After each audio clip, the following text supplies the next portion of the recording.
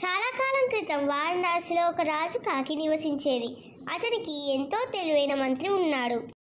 ఒకరోజు వారు వారణాసి రాజు ప్యాలెస్ దాటి ఎగురుతూ ఉండగా క్వీన్ కాకి ఒక వంటకాన్ని చూసింది. ఆ వంటకం తనకు బాగా నచ్చింది. ఆహా, నేను ఆ చేపలో ఒక చిన్న బిడ్డ రుచి చూడాలని కోరుకుంటున్నాను. మరుసటి రోజు, రండి రాణి, బయటకు వెళ్ళి ఆహారం కోసం చూద్దాం. మీరు చూపించే ఆహారం నాకు వద్దు. రాజు టేబుల్ పై ఉన్న ప్యాలెస్ లో నేను చూసిన ఆహారం నాకు కావాలి. రాజు కాకి తనేం చేయాలి అని ఆలోచిస్తుండగా అతని మంత్రి వచ్చాడు. రాజుగారు, విషయం ఏమిటి? రాజు కాకి అతనికి జరిగిందంతా చెప్పినప్పుడు, ఓహో, డోంట్ వరీ రాజుగారు, రాణిగారికి ఆమె కోరుకునే ఆహారం అందేలా నేను చేస్తాను. అతనితో పాటు అత్యుత్తమైన కాకిలలో 8 మందిని తీసుకొని జనరల్ ప్యాలెస్ వైపు వెళ్ళాడు. కిచెన్ రూఫ్ మీద కూర్చుందాం. ఇప్పుడు జాగ్రత్తగా వినండి. రాజుకు ఆహారం తీసుకెళ్తుండగా నేను వంట చేసే వ్యక్తి వంటలను కదిలిస్తాను. మీలో నలుగురు మీ ముక్కులను బియ్యంతో మరియు నలుగురు చేపలతో నింపుకొని మన రాణి వద్దకు వెళ్ళాలి.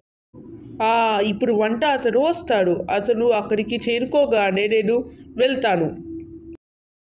ఆ ఫిష్లను వదలండి మరియు ఆ కాకిని పట్టుకోండి. వంటలు పడిపోయిన క్షణం ఎంచుకున్న 8 మంది తమ ముక్కులను నింపుకొని ఎగిరిపోయారు. రాణి కోరిక తీరుతుంది. వారు ఇప్పుడు నన్ను ఏం చేస్తారో. బాగుంది, మీరు దానిని పట్టుకున్నారు. దానిని ఇక్కడికి తీసుకురండి. ఓ కాకి, నువ్వు నాకు కోపం తప్పించావు. ఎందుకు ఇలా చేశావు? మా రాణి కోసం. ఆమె మీ టేబుల్ పై ఉన్న ఆహారం కోసం చాలా తపడపడుతుందని రాజుగారు చెప్పారు. నేను ఆమె కోసం దాన్ని తీసుకొస్తాను అని వాగ్దానం చేశాను మరియు నేను నా వాగ్దానాన్ని నిలబెట్టుకున్నాను.